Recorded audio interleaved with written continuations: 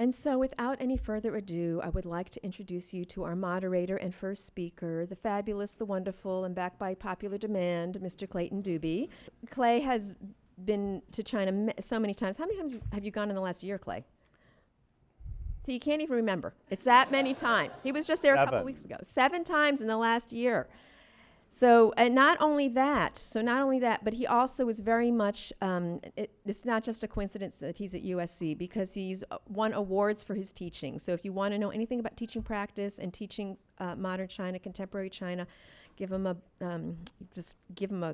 walk up to him and ask him. So to welcome Clay, who's going to be talking about where we are right now, with U.S.-China relations. Thank you, Clay. Clayton Dube.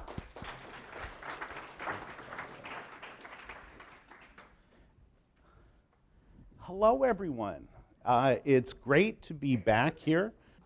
I heard all sorts of well-deserved thanks for the Institute, for its leaders, for our interlopers from the Asia Society, who I greatly admire.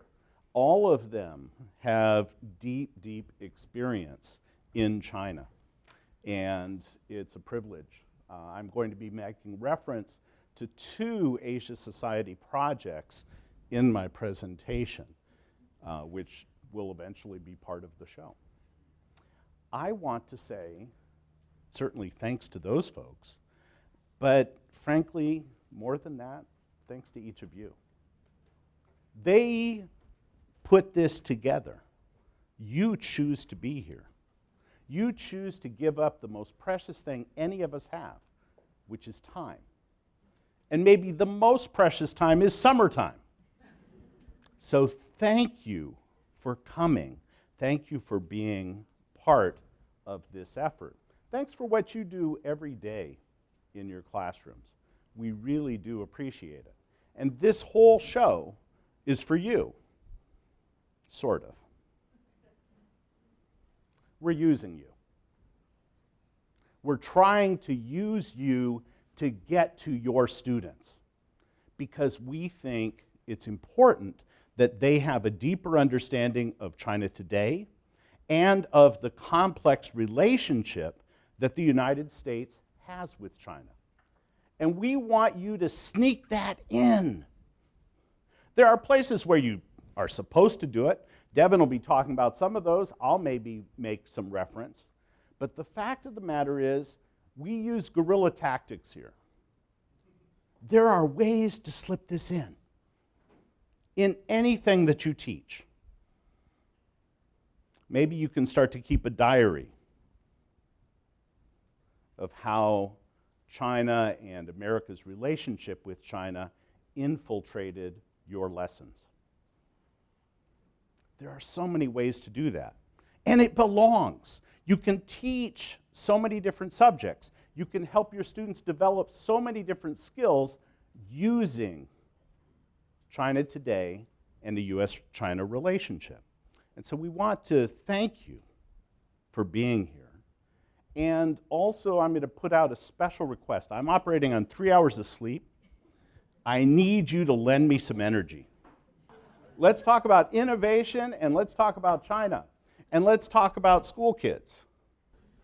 Okay. We were going to watch a few seconds of the most energetic middle school principal I've seen in a long time. In middle schools and high schools and elementary schools, the day begins with morning exercises. And students get a little bored with the same thing. And so this particular teacher, and you'll get to see it sometime in this lifetime, came up with really sophisticated dance steps. So much so that, what? Parents show up to videotape it, to record it. We're going to just push past it. Oh, this is slide 3? Perfect. Okay. So what I mentioned product placement. This is the first such instance. So this is the Institute Facebook page. And the reason I'm drawing your attention to it is we had a very popular post over the last week that focused on the question that we're talking about this morning. And so the next slide deals with that post. And the question is American policy towards China. And it happens to be a hot button issue right now. And so one of the things that we addressed is with the current administration has taken a more aggressive stance towards China. It's defined China as a rival in its national security strategy. And I have some quotes from that national security strategy, which highlight some of the issues that the Trump administration has with China. It has other issues with Russia and some other places, but China is at the center of this. And I've studied the national security strategies that have been issued by successive administrations going back 30 years to Ronald Reagan's administration, and focused on the China component therein. So eventually you'll get to see that. I promise. But the first thing I'd like to highlight is there are 3 references that are included. The first of those references is to an Asia Society report prepared by a task force together with the University of California at San Diego, talking about a course correction. Now, the first such study was done in 2017. The one I'm making reference to and have a link to is from February of this year. And I would encourage you to take a look at it. It's called course correction. Clearly, what that suggests is there's a need for a new approach to China, a new American approach to China. And that report details several suggested changes. Some of these are in accord with what the administration is doing, some are not. Just a couple weeks ago,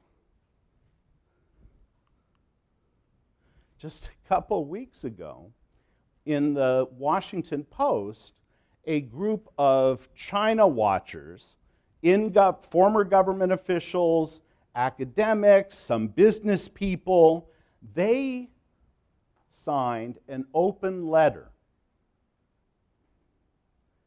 The title of their open letter is "China is not an enemy." And in an op-ed, you have 800 words, so it's not a very extensive document, but it highlights some of the ways that the United States and China have worked together in the past and should work together in the future. It acknowledges that China's actions, China's policies, are not ones that are necessarily welcomed by most Americans. No? Okay, we're eventually going to get there.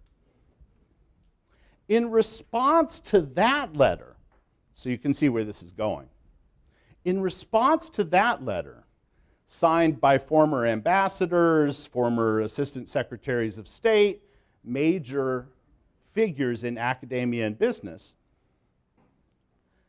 there was a counter letter to President Trump saying, stay the course. You're on the right track. Don't listen to those people. Don't listen to those folks who believe that engagement is the answer. Listen instead to those who argue for, and here's a vocabulary word, decoupling. So the 2 words for this first session are engagement and decoupling. What does decoupling mean? Decoupling means reducing areas of collaboration. Economic, security, environment, a whole host of things. And the basic argument in this third document, and you could share all three with your students,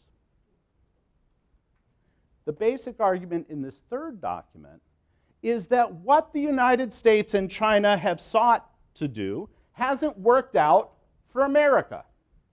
It's worked out for China, but not so much on the American side. So that's the basic framework. And so the title of this morning's presentation is Recalibrating U.S.-China Relations.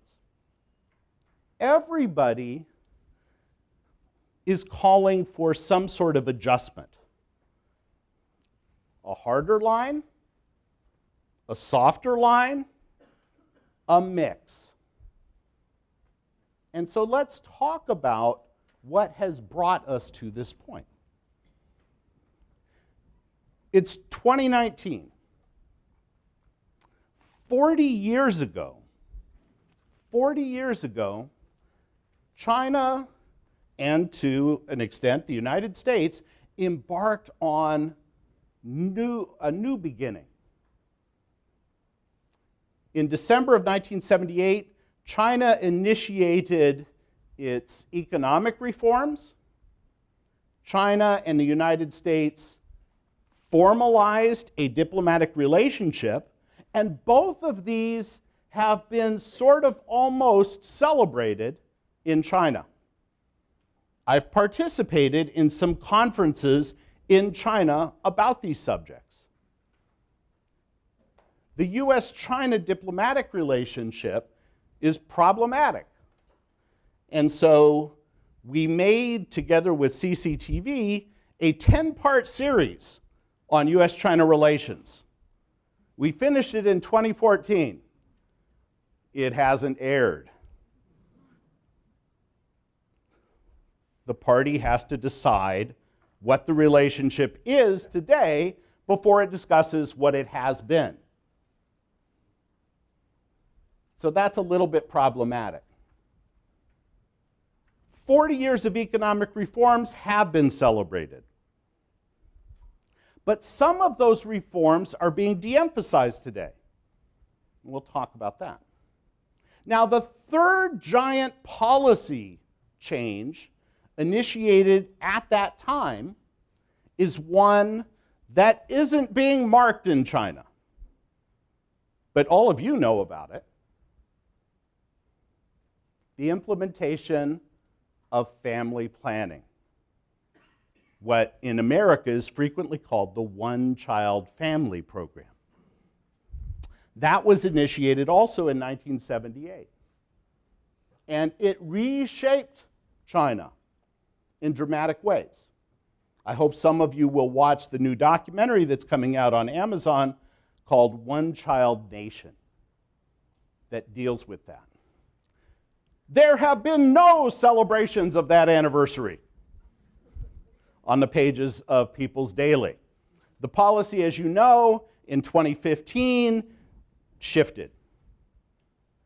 You can have 2 kids. But of course, by now, most people don't want 2 kids because they can't afford them. And so the joke is, well, at least they're not making us have 2 kids. In any case, 3 giant policy shifts. Okay?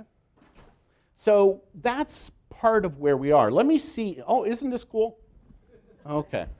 So we've talked about this, the national security strategy, the course correction, the Asia Society task force report, the China is not an enemy letter, and the China is an enemy letter, stay the course, President Trump, all of these.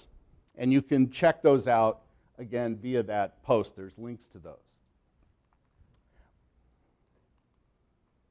We spent a lot of time at the US-China Institute naturally focusing on these things and had a big conference on this. on China in American policy and China in American politics. We are, don't you feel lucky, in the midst of another presidential campaign. China isn't at the center of that right now, but it likely will play a prominent role because of its connection to the economic uncertainty that many Americans feel. And one of the places that you can track this and track a bunch of other things is another of our Facebook pages teaching about Asia. We welcome all of you to become members of that group. Yes? Maybe you're going to address this, but how do you gauge China's interest in American policies? China is intensely interested in American policy. Diplomats and others are forever asking for an explanation of what that policy is. Part of it is because of a certain lack of clarity, certain confusion, mixed messages, and also there's wishful thinking that the current policy is not the one that will continue. So we're going to get to where we are now, but let's say a thing or two about what was. What was the relationship? When Nixon went and when Carter established diplomatic relations, part of the calculation, of course, was China was a bulwark against the Cold War enemy, Soviet Union. And so part of that geopolitical strategy worked into the outreach to China. And in fact, President Reagan was one of the foremost collaborators with China on this, authorizing the release of all sorts of intelligence data, satellite information, things like that. And the Chinese welcomed it. We had CIA stations in northern China monitoring the Soviet Union. So there was a lot of that. We collaborated in bringing the Taliban to power in Afghanistan, driving the Soviets out and that sort of thing. The two sides were geopolitical partners. So that's what was. But of course, the Soviet Union disappears. And China rises. That's the short story of what now. What next is something you and I and others need to talk about. Now again, we have been here before. At the end of the 19th century, you have this racist California publication, the WASP, complaining about low tariffs on Japanese and Chinese imports. So these issues are not entirely new. In fact, more recently, these tensions have popped up. President Bush imposed tariffs on steel. President Obama put tariffs on automobile and truck tires. And The Economist magazine weighed in on that. Did they like what Obama did? They called him a vandal. America's mad, crazy trade war with China. So we have been here. But now, let's watch some popular TV. Let's go to Scranton, Pennsylvania. The Office. Now, in fact, it was filmed in Van Nuys, down where I live, but it captured a moment.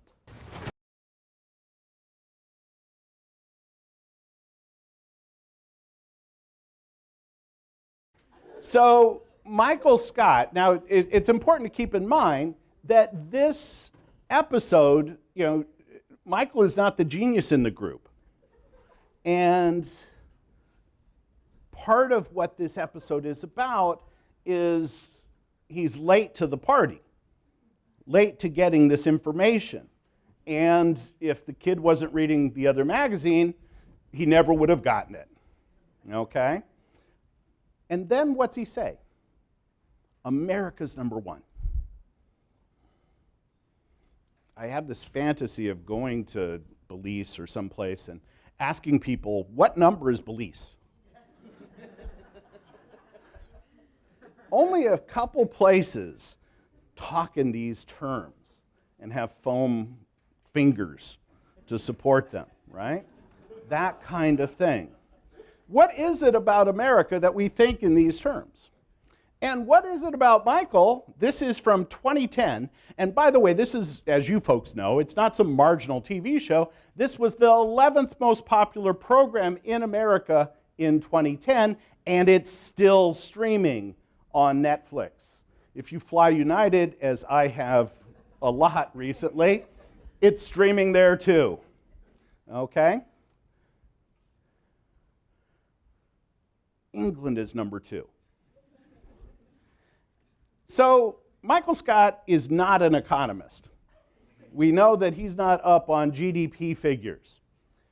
And in 2010, of course, China's economy was number 2 to the United States. But we see he is a follower, he is not a leader. Because let's look at this survey about American attitudes about who's in charge. Which country is the leading economic power in the world? And what? In 2000, over 65% of Americans said it's the United States. Fast forward to 2009, so a year before Michael gets an old magazine in the waiting room, what do we see? A plurality of Americans identified China as the leading economic power in the world. How is this? In terms of standard GDP numbers, China wasn't. But why did Americans say, I get this note about halfway, and we're on slide 5 of 118, so it will be fast. In any case, what had changed? What had changed by 2009? Your students weren't born, some of them, but what had changed by 2009? Shout it out. Yeah. In China, we had witnessed this tremendous economic growth as manifested in the Beijing skyline, the successful Beijing Olympics, that sort of thing. And what?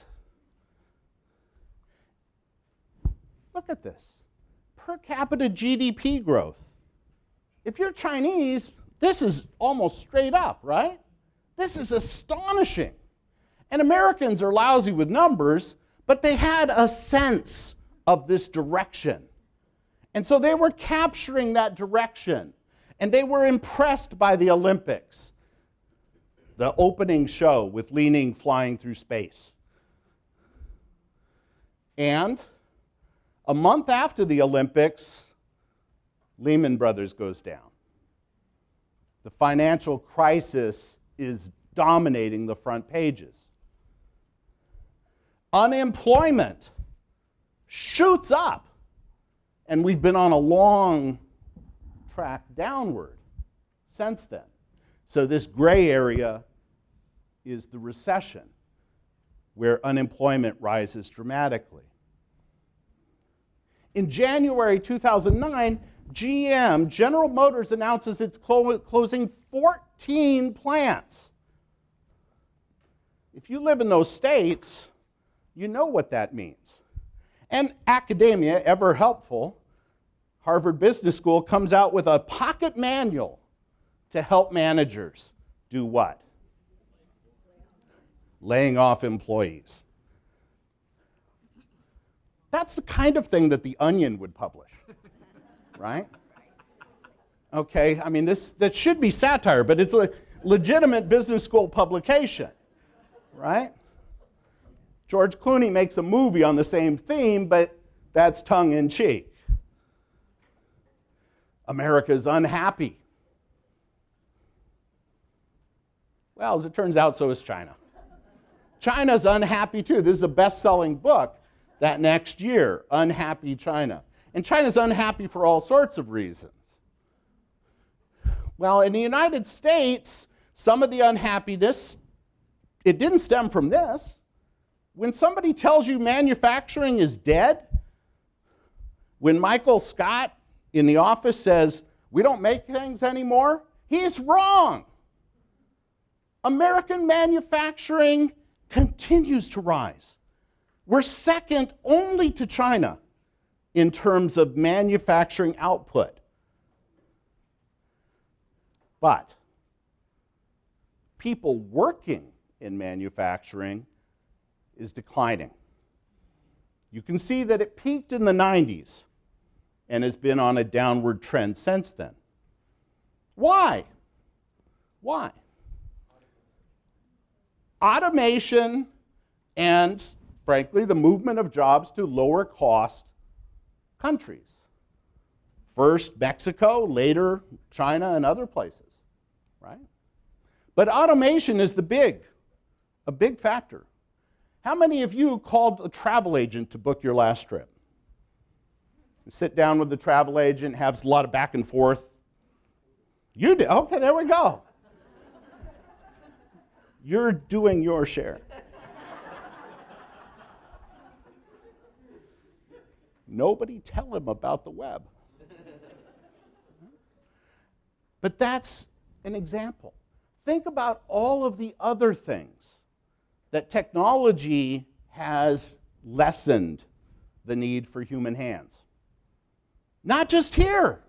China is now the #1 buyer of robots. The company that has the most robots in the world, Foxconn. Taiwanese company, giant city manufacturing facilities in China. Now this is what, we get a lot of Chinese scholars and officials who come to talk to us about, saying, please just tell us the secret. And I tell them, this trade war is not about the trade balance. And they don't believe me. And I know that, and I accept that. I wouldn't believe me either, because our president talks about nothing but the trade balance. He describes it as theft. Okay. He's very familiar with these charts. And of course, the trade balance, trade has increased, and the gap between what we import and what we export has increased too. So this is the focus. The president's not aware of steadily rising American exports of services, or at least doesn't publicly recognize that. This war is not about the economy of today. It's not about the trade balance. The Chinese have already said, we'll buy every soybean you can grow. That's not what the issue is. The issue is not today's economy, but tomorrow's. That's where the big shift is. And most Americans have a little bit of awareness of this, but it's not as clear as the trade balance question. This guy knows about it, though. Former head of Goldman Sachs, former Secretary of the U.S. Treasury. It was his job, by the way. He was in some of those newspapers when the economy melted down. And last year, he gave a speech at this important meeting of capitalists where he said, something's changed. People like me who know China, who support China, who make money in China, we have changed.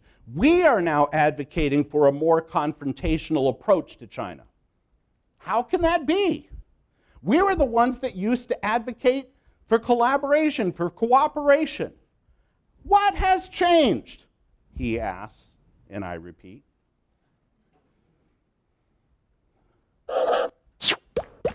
Oh, sorry, Can we go back?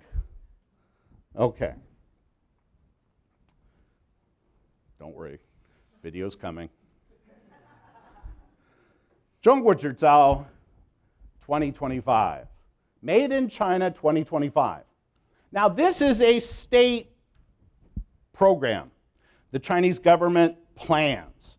And so they said, we want to develop our industries of tomorrow. And it puts forward specific targets. We want to have a certain share of the electric car market in China and worldwide. We want to have a certain share of semiconductor production. We want to have a certain share of artificial intelligence. We want to be a leading force in robotics and that sort of thing. And so these documents come out in 2015. And mostly Americans, vast majority of Americans don't know about this, don't care. Why should they? Well, the Chinese government thinks you should. So much so that they made this propaganda video. Sure.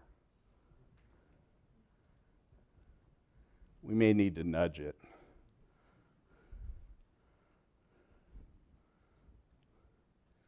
And you'll get the chorus. Feel free to sing.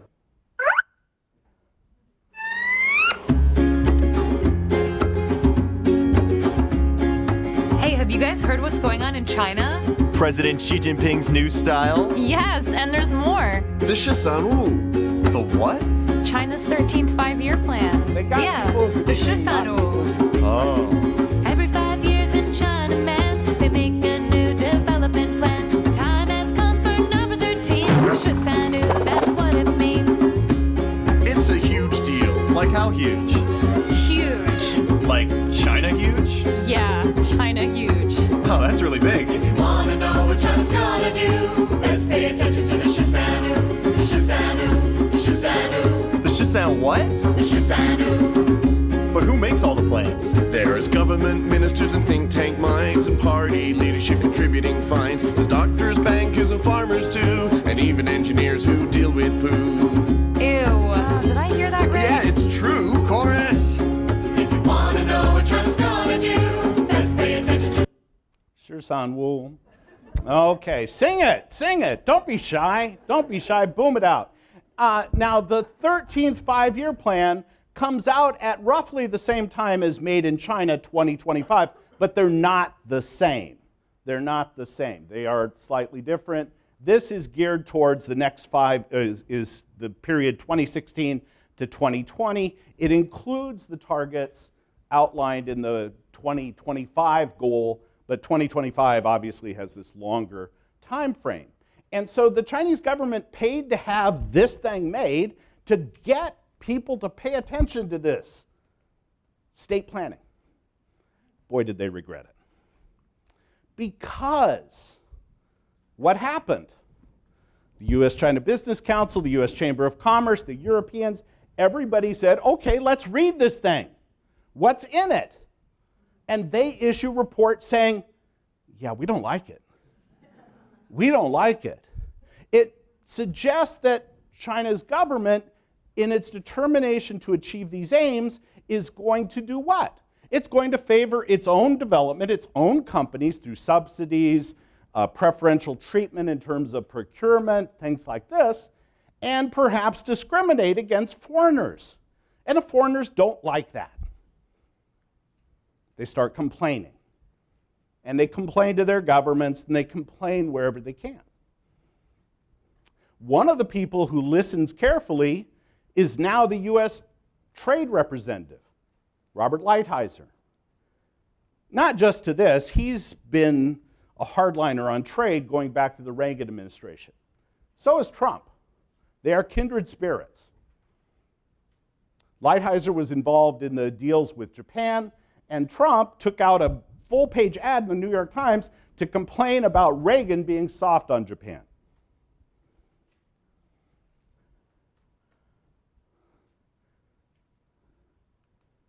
Okay, we went from,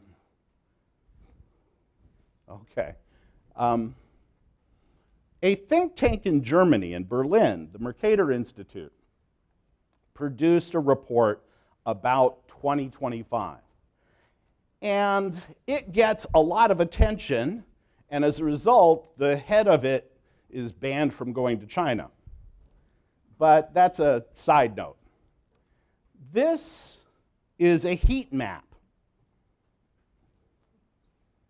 And it's full of speculation. There are a lot of ifs. But the suggestion here is that if China is successful with the 2025 program, who's going to suffer? Which countries are at greatest risk? And the closer you fly to the sun, that's a problem. So who's at greatest risk, according to this? South Korea, the Czech Republic, Germany. This is a German think tank, okay? See, we're on the edge here. We're going to melt, okay? The United States, we're in the SP30 realm, I guess, SPF 30, suntan. So we're going to get burned, but if you're Luxembourg, it's not a problem. Luxembourg, of course, is known for, yeah, there must be something. And I don't mean to insult Luxembourg, but it's a small player. And it's not an industrial superpower. It survives by trading, by niche products, okay? Whereas you see Japan, South Korea, Germany, those are giant economies. And they see this and they say, what? And so they start fixating on that and start complaining about these policies. When it was toothbrushes that China produced, it wasn't a giant concern. When it could be autonomous vehicles, it becomes a giant concern. And China is investing in developing its production. It needs to. And that's what I'm here to tell you, is that all of this makes sense if you're the Chinese government. Because what is happening in China? China's aging. In a year or two, the median age in China is going to be higher than the United States. We're an old country, and we're worried about how we're going to pay for all of me. Maybe it's only me that's worried. But anyway, how is this going to work? China faces the same challenge with a per capita GDP about a sixth the size of the United States. How are they going to afford that? The only way, China has already peaked in terms of its labor force. From here on out, China's labor force is going to decline in size. So what does China have to do? It has to get more out of less, more out of its workers, and use less energy and do all of these kinds of things. It has to increase productivity. It has to innovate. It needs research. And so the Chinese government's investing in research. As a share of GDP, they are not quite to the level of the OECD countries, and they're a long way from the United States still, but they are rising. And what do you see about the United States? Kind of flat, kind of flat. This is collective investment in our future. We just marked the 50th anniversary of American astronauts tooling around on the moon. That involved a lot of research, a lot of speculation, a big investment. We're not investing in that same way anymore. China is. China is rising. It's expanding the number of kids in school dramatically. When I taught in China in the early 1980s, China had fewer college students than California. Think about that. Our state, apologies to the Nevadans and people from Georgia, had more college students in the early 1980s than China, the entire giant country of 1 billion at that time, had. they've ramped up the number of students. They're investing in their future.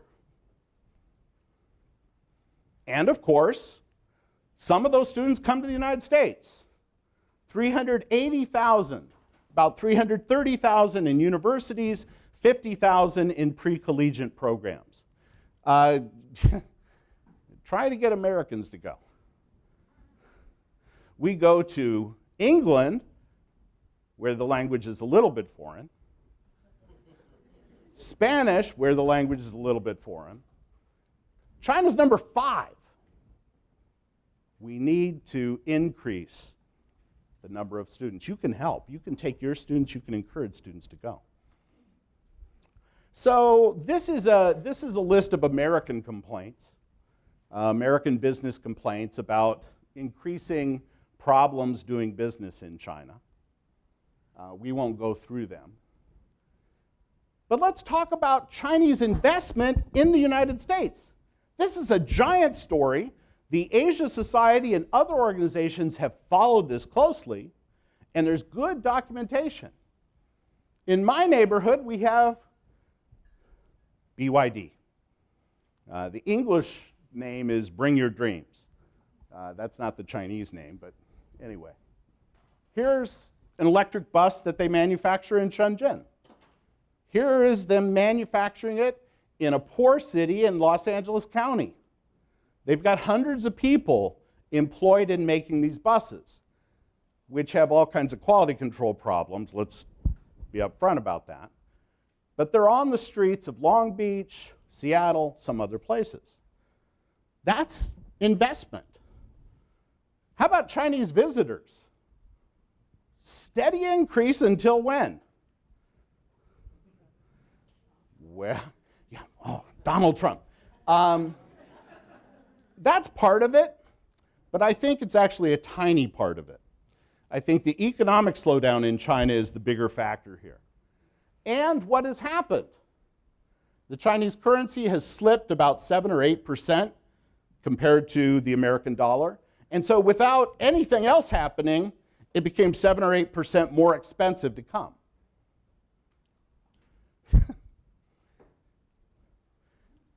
I'm chuckling because I got a time sign. Chinese spend a lot of money. Not just at theme parks and outlet malls, but a lot of it there. Chinese investment is not a news story. You had this company, Haier, come to the United States in the 90s. South Carolina.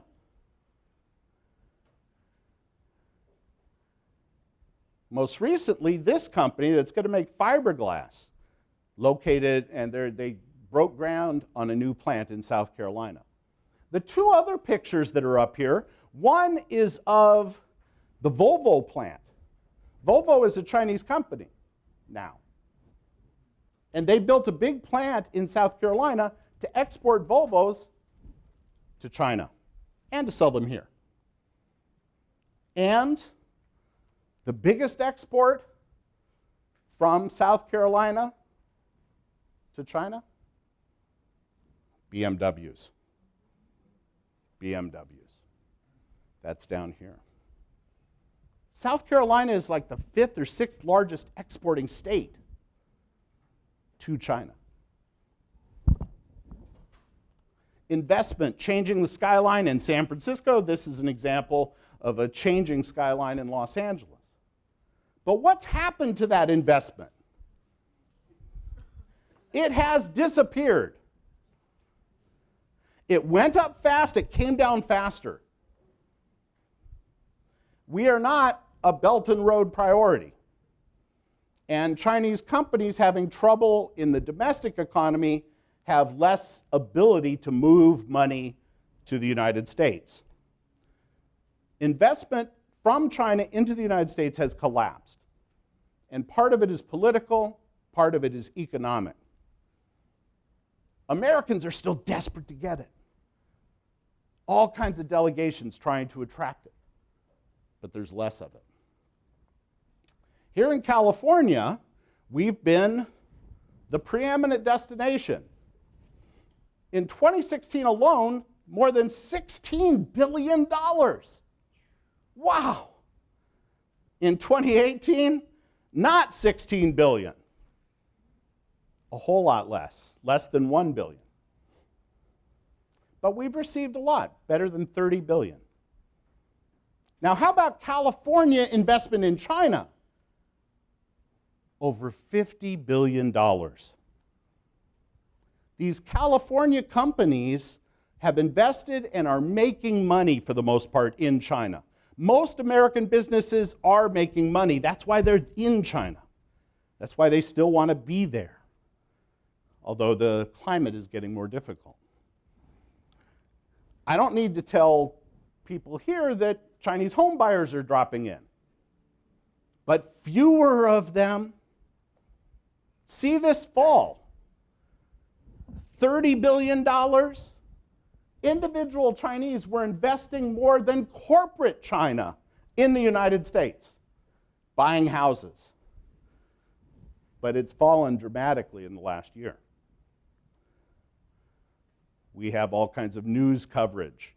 Wanda has put up stuff for sale. They mostly have made money or broken even.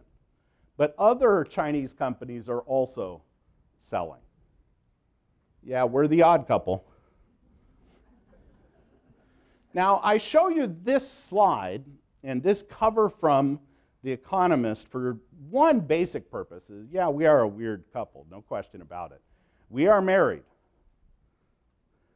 But also look at the symbols. Uncle Sam, okay, Uncle Sam has been a stand-in for more than 100 years. Uncle Sam, remember, was staring at that low tariff wall in 1896. But who's the symbol for China? Mao. Okay, math. It's 2019, 2009 then, 2009 then, 2019, Mao died in 1976. How long ago was that? Now, I could put it a different way. I could ask how many people were alive when Mao died. But that might be cruel. I wouldn't do that. More than 40 years. And yet we still use Mao as the symbol of China. I think we can be excused because so do the Chinese. On Chinese currency, it's Mao, Mao, and more Mao. Mao still looks down from Tiananmen. So maybe we can be excused for being stuck on a bad symbol. But how about these others? Star, Great Wall, the dragon fighting with Trump. Can pandas fly? But my personal favorite, and I'm sure he didn't choose the cover, because I greatly respect James Fallows, but whoever the art director was for The Atlantic, China crumbles. What symbol do they use? That symbol manufactured somewhere in California. I come from LA, so you're not going to claim credit for it here, although people try. All right? Crumbling fortune cookies. Ridiculous. What do Americans think about trade? Who knows? Most Americans think trade is good, but not uniformly good. Because what has happened? Globalization. First big message on globalization is that it has led to the rise of the middle class in China, that middle class that can send kids to China, that middle class that can buy houses in China, that middle class that can go to Disneyland. Happiest place on earth, I've heard. But what has been the impact here? Low skill but decent wage jobs are fewer and fewer. Those manufacturing jobs. Right? So there's a tension. There's a tension. And here we have surveys from Gallup, from Chicago Council, from Pew, suggesting that most Americans think trade is good, but not unreservedly good. Xi Jinping. What he will want on his tombstone, wait and see, is that he brought about the rejuvenation of China. That during his time, China Fuxing, this revitalization, revival, that's the China Dream, according to Xi Jinping. This is the official China Dream website. Can't be official without a website. That China Dream includes utilizing the Belt and Road Initiative, and that has led to tension with certain places. Americans have been nervous. This is a port, it was kind of a vanity project in Sri Lanka, and it's now wound up under Chinese administration. So some people worry that the Belt and Road is a shell game to sucker countries in. I don't think that's true, but in any case, that's one of the worries. So American business complains that China is not open. Here is an annual survey done by the OECD on openness. And you can see China is the red bar at the more closed end of the scale. The US is the blue bar, not up to the average, but more open than China. Okay? Let's look at some numbers. China has become much more open, according to this survey. A decade ago, roughly half open, half closed. Today, about a quarter open. Or I'm sorry, 3/4 open, a quarter closed. In specific sectors, some of those are completely closed, some are completely open. You want to make stuff, China's totally open. Even electricity, mostly open. You want to start a newspaper, start a radio station, yeah, not happening. Okay? So these kinds of things. Foreign investment in China has dropped, especially from the United States and from Europe. It peaked up just a little bit this last year, but it's still slow. I'm going to have to skip through. This is all about changing China and the importance of geography. China's unequal development. This may be something that Mark talks about in a little bit. It matters where you're born. On average, you're going to live a lot longer if you are born in a richer place. We can talk about this. I'm going to skip through this stuff. So China is a big exporting country, big news. So is the United States. China is a big importer. The US is the #1 importer. We are the biggest trading countries, no question. This is too complicated for me to talk about right there. We fight in the WTO. We win some, we lose some. We won on agriculture. We lost on steel. Just a decision made just a month ago. What does American business want? Really comes down to this question. The hope for American and other foreign companies in China is to be treated like Chinese companies. Now, some of that is happening. These American companies are supposed to have Communist Party committees now. That's not quite what they were going for. But they wanted to be treated the same. And the Chinese approach is different. They say, we will treat you like we treat all other foreign companies. And that's not enough, according to American business. That's the basic issue. The United States is mostly open to Chinese investment.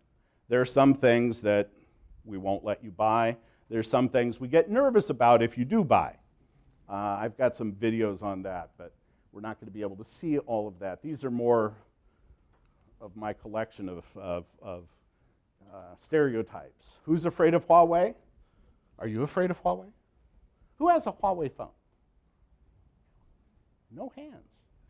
No hands. We're going to skip. Okay, so the Chinese media for a long time didn't really go heavy into the trade war, but now it's heavy into it. okay, and looking at it. You had on CCTV these ancient films that were shown in prime time on CCTV because these deal with fighting the United States. When? When did we fight? Korean War. Korean War. And so suddenly on CCTV, you're supposed to watch this stuff. Of course, nobody does. Nobody does. They watch something else. These are Chinese cartoons. I had to skip over this. Okay. Well, I have no idea what number slide I'm on, but I'm quite certain I have 60 more. Here's the big issue. So we've talked a little bit about the economy. So that's a giant issue. But one reason that this has been elevated in a way that it never was elevated in the trade conflict with Japan of the 1980s is because China's a different country. First of all, it's 10 times bigger than Japan. Size matters. Also, it's what? It's not a democracy. It's not an American ally today, as it was in the 70s. We didn't have a formal treaty with China, but we collaborated. And we told the Soviets that if they were to use nuclear weapons against China, we would use nuclear weapons against them. China has a different political system. And I have about 10 slides here about, I really want to show them.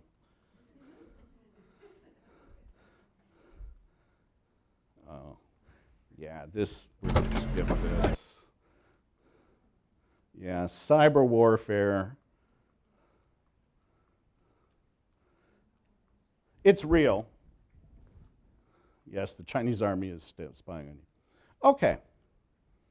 So when the People's Republic was founded, Mao had 3 of the jobs. Zhou Enlai had the premiership. And then after the disaster of the Great Leap Forward that you're going to hear about later today, Mao loses that job to Liu Shaoqi, something he won't forget and will punish Liu for a few years later. But you have that shift. But after Mao dies, the big reforms engineered by Deng Xiaoping and his group were what? Collective leadership. Not just in terms of decision making, but in terms of actual jobs. And so in the early 80s, we divided it up. I had nothing to do with it. Zhao Ziyang was the premier at the outset, becomes party secretary. Hu Yaobang is general secretary. Li Xiannian is the state president, okay? And Deng Xiaoping has the real cards. He's the party's boss of the military, okay? This was political reform. This was moving away from not from highly centralized control. It was still a Leninist state, but it wasn't a one-person state. But today, Xi Jinping is chairman of everything. Of the party, of the state, of the Central Military Commission. And only one of these jobs had a term limit, and that term limit was abolished. So some people, in fact, we had a meeting with the Asia Society a week ago, 2 weeks ago, where a Chinese diplomat said it was a reform to do away with term limits. And I said, it is a change, but many people see it as a step backward. And on the street, it's pretty clear what people think. In this market, what do people think? Xi Jinping out in front. And I've never met him. I'm likely never to meet him. I don't know if he's as stiff and as thin-skinned as our leader. But I do know that the people who work for him think he is, and they're preventing this kind of play that Chinese came up with at the time. So now, you know this if you were here last year, one of our students shared his picture of what? Winnie the Pooh was in jail at the subway, right? Somebody had a Winnie the Pooh thing, and they said, no, not allowed. You're making a political statement. And China's state media is one tone, right? Same pictures, same stories, different fonts. Meanwhile, American journalists, of course, are curtailed, while China uses American social media to get its message out. So there's a lot of tension. The Asia Society has been monitoring the economic reforms put forward by the Chinese government, the Chinese Communist Party Central Committee in 2013. And this is the progress, or lack thereof, as of this spring. You can see that in many areas, what the party said it wanted to do, it has not done. And in fact, there's a lot of sensitivity. And this gets to the "you started it" question. Now, you've never heard "you started it" in your classroom, have you? Is it your favorite thing? Probably not. But that's where the United States and China are right now. Each is saying, you started it. You started it. Here's my take. The two countries are different today than they were in the 70s, than they were at the start of this century. China has changed much more dramatically. And that has changed the configuration. It's been a good thing for China. It's been a good thing for America. But now it's leading to a lot of friction. And the question today is, how do we move forward? Can we move forward? And I'm way out of time, so I'm not going to share with you what I think. But I want to come back to the different political systems, because this weighs heavily in the United States' approach to China. Human rights violations have gotten worse in China. Most people are freer in China than when I first lived there in the start of the 1980s. Much freer. They do what they want. They say mostly what they want. But there are things that are not allowed that people want. So, for example, when women said, "Stop molesting us on the bus," it was okay that they said it until they made signs, until they organized. Then they went to jail. And their lawyers have gone to jail. And 1 million people have been what? Profiled and put into detention centers, preventative detention, so that they can learn to be something that they apparently are not now. This is stunning. The United States did this. We, of course, have slavery, we have segregation, we have the internment of Japanese and Japanese Americans. All of that. We have plenty of ethnic issues in our country today. Detentions on the border, all kinds of stuff. But it is important to stand up and to point these things out. China doesn't have to make the same mistakes we have made. China should be better, and we owe it to them and to ourselves to raise these issues. I haven't talked about Taiwan. Taiwan's having a giant election too. You want to talk more about that? I'm back in San Francisco a week from today. Different hotel somewhere near the airport. Somewhere in the slides, and if you ask me, I can tell you where it is. It's free. In any case, it should be interesting. And if you don't like me, there are much better people. Really. Here and there. Okay, the reason I get to go first is so that you can have some good stuff later. Haven't talked about Hong Kong, where people who have had the temerity to demonstrate are now getting beat up on the metro by thugs. All of that is here. and I apologize for not getting to all of it. And it's time for a break, but let me use the power of the mic to invite questions for 5 minutes. Then we'll have a 10-minute break, and then you'll get to hear from Professor Mark Henderson. Any questions?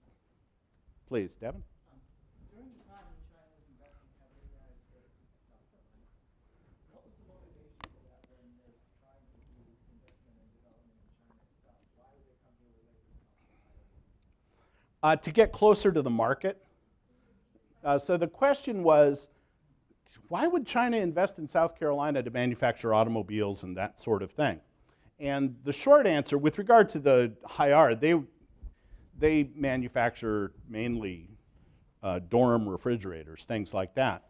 And they've recently purchased General Electric. You've heard of that brand? Yeah, they now manufacture, they now own the General Electric appliance business. They were not making any kind of dent overall, and so they went out and bought a brand in the same way that Lenovo bought IBM's personal computer business. But the reason for investing in South Carolina is it's a right-to-work state, so the wages are lower, but the talent is there, and it's closer to the market. Okay, if you want to sell Volvos in America, it's easier to make them in America. Same thing with the BMW. That's why the Germans set up a BMW factory. But also, you have the Port of Charleston. It's on the wrong ocean, but in any case, they're able to get the cars to China. It's important to understand China is the world's largest automobile market. Audi sells 3 times more cars in China than it sells in the United States. BMW twice. Mercedes something like that. So they're getting closer to the market. And part of it, too, is localization. The Japanese did this. That's why there's Toyota plant in Kentucky and Nissan in Tennessee and Mazda in Ohio and those kinds of things to get closer to the market. Also, what did I say before? Peak labor. Peak labor. American labor is more expensive than China, but if you factor in shipping and all this other stuff and the fact that some of the stuff might be manufactured here that you would first ship there and then ship back, it works. It works. Great question. Other comments, questions, please? Why do some people do trade deficits? Is it harmful to the country to, if they reach a certain degree with trade deficits? Okay, so the question is, why does anybody worry about something called a trade deficit? And the 2 responses. First, they shouldn't. It's a natural thing. I have a big trade deficit with Costco. I'm complaining about it. There'll be signs, okay? But it is the way, comparative advantage works that way. But also, people, when Donald Trump says they're ripping us off, it's not just that there's a deficit, but that what? The deficit exists because of unfair practices. And that is, of course, an issue. If you have things that prevent the export of medical devices or something into a place that keeps you from bumping that up. At the same time, some people, this trade deficit number is fictional in many respects because it's not just a trade deficit with China. In the case of phones and things like that, the semiconductors may have been manufactured here by Qualcomm or manufactured in Taiwan by a Qualcomm producer. The screens may have come from South Korea, other technologies, that sort of thing. So it's just that China sends the finished product to us. And so they get the full cost onto their bill, okay? And so many people argue that that number is, first of all, irrelevant, and secondly, it should be a lot smaller than what gets put out there. Certainly the people working on a Foxconn assembly line mostly can't afford to buy an Apple phone, okay? The worker and Foxconn together make about $14 for that $1,000 phone, okay? Yeah, the big money goes to Cupertino, we're here, and to the other suppliers. Other questions? please. How does it add to the narrative where China is investing heavily in Africa right now? Does that cause like the U.S. to have an insecurity, seeing as the U.S. uses like Latin America in the same way? And so, how does that change the narrative in any of this? Yeah, part of when China initiates this Belt and Road and has this Belt and Road initiative, is America thinks, well, it must be a way of what? Of expanding. And in fact, it is. It's putting China at the center of an expanded market, access to resources, access to markets, access to labor, all of those things, all of those things. And, you know, America actually has more investments in Africa than China does, so does Britain, so does France, okay? A longer period, the Chinese money is newer and tends to be focused on infrastructure rather than some of these other things. Mark is going to be talking about some of that, I think, in just a little bit. But part of it is this notion of, well, we didn't pay attention to Africa, but if China is, we don't want them to be the dominant figure there. And so part of it is this geopolitical jockeying. And part of it is in Africa, and part of it has to do with energy, those sorts of things. I didn't even talk about the South China Sea and the tensions there, which are huge. I wanted to show you some interesting maps that have gotten people in jail. Other things, please. This is one of the longtime participants. Professor Dube, it's always a pleasure. My question is something you said at the beginning. China does not want to decide how it presents its past before it decides its current status. Can you speak a little about how you might teach that to students about that dynamic? Yeah, the joke is that the future we know with absolute certainty, it's going to be better. It's grand, it's glorious. That's where we're going if you're in China. Here, you know, different politicians put forward different images. But so the future is knowable. Of course, the future is not, but the future is knowable if you're a propaganda state. The past is problematic because the past is massaged to serve the present. So that's the issue about the past. In fact, China's rise has depended in large measure on the hard work of the Chinese people. But it's been aided by access to the richest market, ours. It's been aided by technology. Okay, so General Motors invested in China and shared its profits with the Shanghai Auto Corporation because that was the deal. They had to do that to go in. So you've gotten technology, you've gotten markets, you also got capital. China doesn't need the capital anymore. Still wants the technology, still needs the markets. Okay, so one of the things that's changing in China history telling, in the tale of the relationship in China, is that it's become much more uniformly negative. There's a lot of bad things. I didn't get to show you the Chinese exclusion cartoons. Okay? This country banned, you know, give us your tire, your poor, all that stuff, except if you're Chinese, right? So, yeah, we've had plenty of negative, right? But the good has also not been talked about as much as it once was. During the 1980s, it was a much more open time. And because of the demonstrations in 1989, the party decided, well, maybe that wasn't what we wanted, what the party wanted. Other questions? This will be the last one. I'm getting all right, daggers aimed at me. I'm just wondering, what do you think is the reason that not a lot of American students want to go to China and study? I mean, I heard about when Japan was developing or something, lots of people want to learn Japanese at that time, and I was seeing the number of people going to China is like going down, even if it ever peaked at all. Yeah, so American interest. I mean, the first problem is Americans are not as curious as we should be. I mean, that's the first thing. The biggest box office hit of a film that wasn't in English, even British English, was Crouching Tiger, Hidden Dragon. And it made just $60 million in the United States. Okay, so that's a blimp. So we don't like to read subtitles.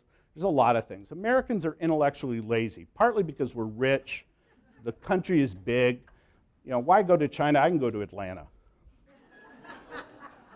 And frankly, get just as lost because there's Peachtree this and Peachtree that. Okay? So part of it is just lack of curiosity. And other countries who don't, what did Michael Scott say? America's number one.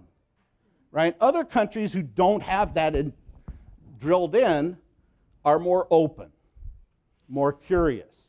They watch more cultural products. I mean, Friends, Big Bang Theory have had a disproportionate impact on Chinese views of America. Okay? Put your students to work on that. They'll hate you for it. Right. Yeah, watch sitcoms. What messages? You know, these are hugely popular in China. So part of it is that. So with regard to Japan, 3 waves. So first, of course, the Japanese were evil, World War II. Then what? We hated the samurai ethic, but then we loved samurai movies. After that, it was the business rise. And today, Japan is just cool. Anime, manga, Japan is cool. China has not, you know, despite the everybody loves pandas, despite that, China doesn't have that same appeal. The pollution, all of that sort of thing, the Black Mirror episode about social credit system, you know, these kinds of things. The image is pretty negative.